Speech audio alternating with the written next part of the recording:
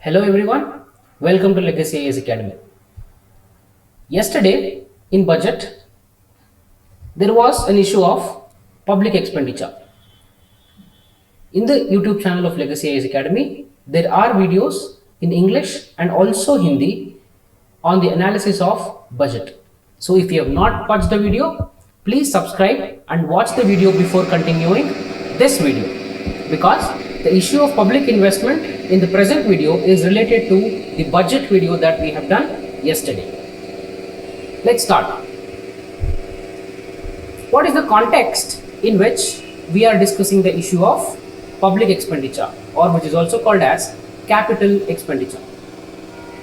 Yesterday's budget, Finance Minister said that the capital expenditure for the year 2022 and 23, capital expenditure for the year 22 and 23 was increased by 34.5% from 5.54 lakhs to 7.50 lakh.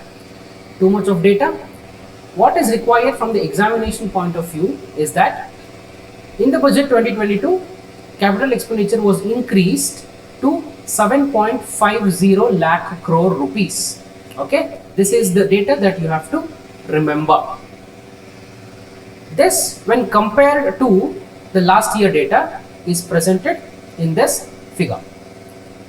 The capital expenditure outlay of 7.50 lakh crores forms 2.9% of the entire GDP of India. This is also important. You should remember this data of 2.9%. When it comes to the effective capital expenditure that will include the central government transfers to states for capital expenditure stood at 10.68 lakh crores, which forms 4.1% of GDP. Okay, I hope you are clear with this. This is the context in which we are discussing the issue of capital expenditure in this video. The total budget expenditure for the 2022 and 23 stood at 39.45 lakh crores. Out of this 7.50 lakh crores was the capital expenditure. Let's understand the position of capital expenditure in budget. This is where we have capital expenditure. Budget is divided into two accounts: revenue account and capital account. Revenue account is that which are non-redeemable and non-asset creating, whereas capital account are redeemable and asset creating. Okay, I hope you are aware of this. Revenue account is divided into two: revenue receipts and revenue expenditure. In revenue receipts, we have tax and non-tax receipts. When it comes to revenue expenditure, these are the examples: developmental expenses and non-developmental expenses. Capital account has capital receipts. Capital receipts is divided into debt creating capital receipts and non-debt creating capital receipts. I hope you are clear. At the last, we have capital expenditure. This is where capital expenditure comes into picture in the entire union budget. Okay, now let's see, what do you mean by capital expenditure? Why are we stressing on capital expenditure so much? What is capex? Capital expenditure is also called as capex. Capital expenditure is nothing but the money used to create, upgrade, or increase the life of an asset.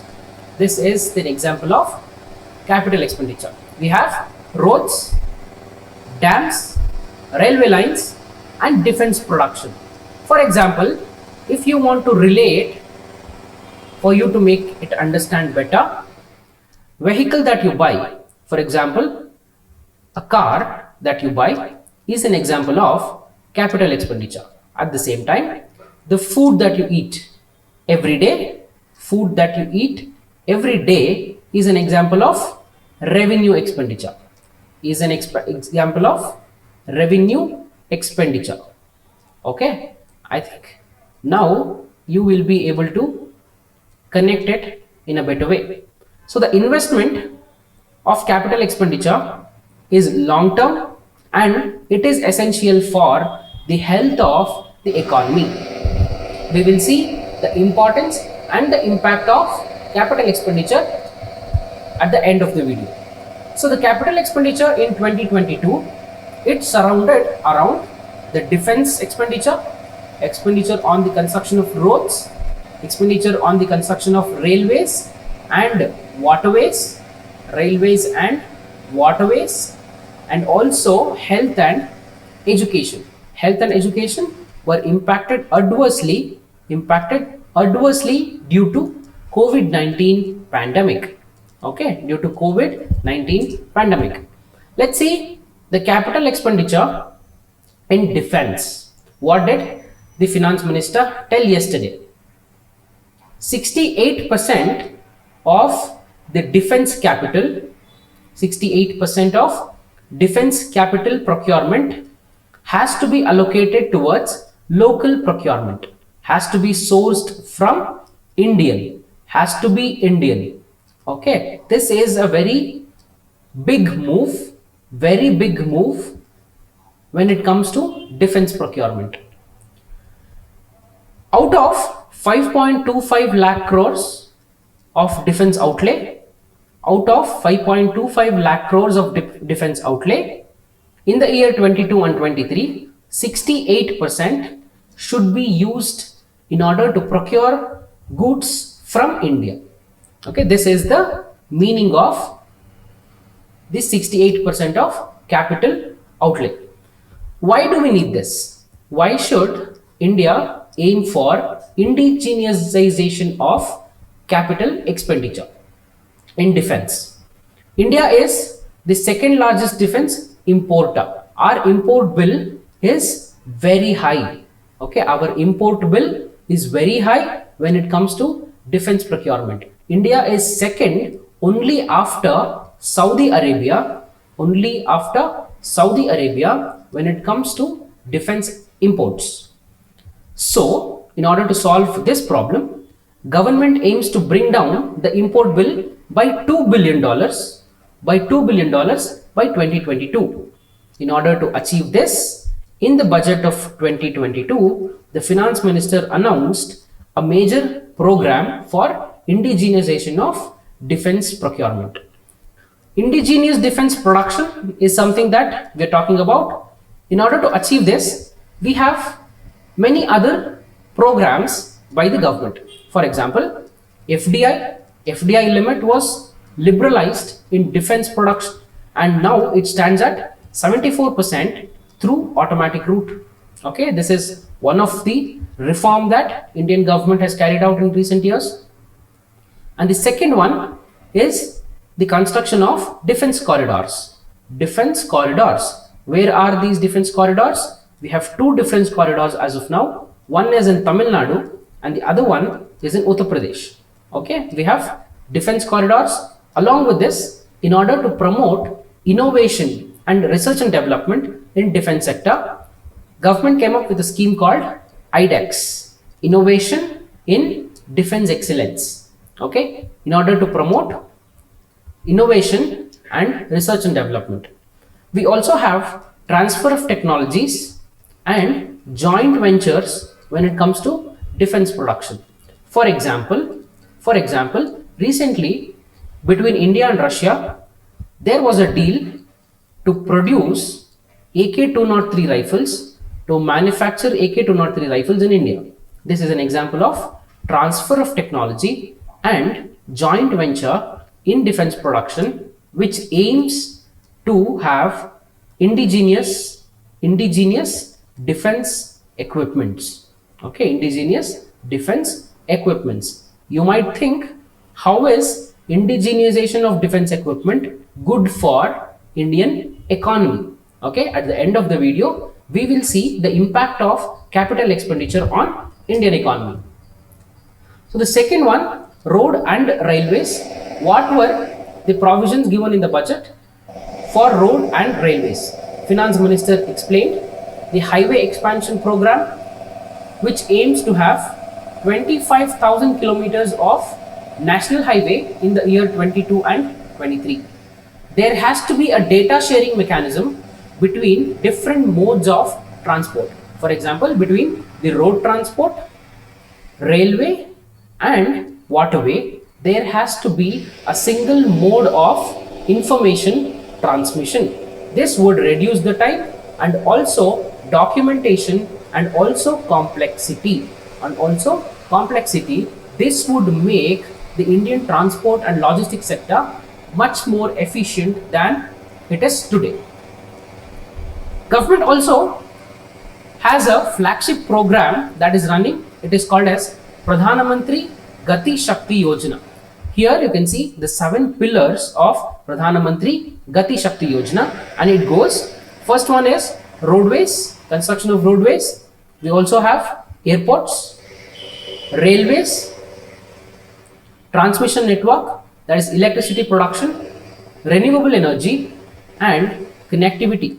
These are the 7 pillars of PM Gati Shakti Yojana. I hope you're following till now. Let's come to railways. Finance Minister announced a program called One Station, One Product in railways to help local businesses. One station, one product, which means the government will prioritize one local product in a particular railway station, which will be given importance and also promotion from the side of government. This will help the local businesses. Government aims to have Kavach system extended to 2000 kilometers. As of now, we have Kavach, which is anti-collision trafficking system in railways. We have it for just 250 to 300 kilometers. Government wants to increase the Kavach system to reach 250 to 300 kilometers. Government also plans to have 400 new Vande Bharat Express. Vande Bharat Express is also called as Train 18, and this is indigenously manufactured semi-high-speed train. Government wants to have 400 such indigenously manufactured and semi-high-speed trains by the end of 2024 and 25. Okay, this is the plan for government. Let's see the provisions and the expenditure when it comes to education. Finance Minister rightly pointed out that due to COVID-19 pandemic, children lost almost 2 years of their quality education time. In order to come up with this, central government is planning to launch 200 TV channels which are exclusively oriented towards teaching in regional languages. This is very important. These 200 channels will have teaching programs conducted in regional languages from class 1 to class 12. This is also in line with National Education Policy. Government wants to upgrade almost 2 lakh Anganwadis so that the infrastructure quality is enhanced. Okay, government is aiming for pre-primary education, that is the education between 3 to 6 years. This is what is the main priority when it comes to Anganwadis. Government also has a flagship scheme called ICDS that is running in order to upgrade the Anganwadis. Government is planning to set up digital universities in the hub and spoke model. See, we have very less quality institutions like NITs, IITs, okay, and IIITs, IIMs, and also we have only one IISc. These are central government funded research institutions and also educational institutions. These institutions cater to very less number of students. So if digital universities are set up, it will contribute to increasing gross enrollment ratio and also reduce the expenditure on higher education. Okay, these are the 4 programs that government is planning to execute in coming days. Let's see the impact of such capex. Why did finance minister or many analysts of the budget are stressing more on capital expenditure? You all know the capital expenditure in budget is in this phase of implementation. This is the investment that we have planned. If this investment is implemented, it leads to creation of jobs. For example, if there is a road construction happening, the workers get job. The raw materials, in the case of raw materials, the transporters get the job, and also manufacturing industry gets the job. Manufacturing industry is here, and we also have the mining industry, which supplies raw materials to manufacturing industry, where this manufacturing industry is routed through transporters and reaches the workplace. This is the supply chain. If there is an investment or if there is a proposal to construct a road, these are the various stakeholders that gets benefited. Okay, this creates in numerous number of jobs. When these jobs are created, people are paid money for their jobs. They are paid money for their jobs. When people have money, when they have income, what do? They start demanding for more goods. It is obvious, when you have more money, you start demanding for more goods. When you demand for more goods, when there is a demand for more goods, and when there is a demand for consumption, the manufacturers or the private players get the incentive to invest again, so that they can get profits. Okay, this is a cycle in which the investment will lead to much more investment, and finally what do we have? GDP growth. Okay, and finally we have GDP growth. I think you are very much familiar by now of the impact that investment causes in the economy. This is the reason why from yesterday every analyst and also the government functionaries are stressing on government push towards capital expenditure. There was a dilemma for government in order to choose fiscal stimulus or go for fiscal consolidation, where fiscal deficit and the debt are reduced, but the government chose to promote growth over reducing fiscal deficit and debt. This is said to be a very great move when it comes to the economy of the India is concerned during post-pandemic world. Now let's see a mains question. The question goes, define capital expenditure, enumerate the effects of capital expenditure on different sectors of economy. Okay, we have seen the definition in the video, capital expenditure, enumerate the effects. We have also seen the effects. We have seen the cycle diagram.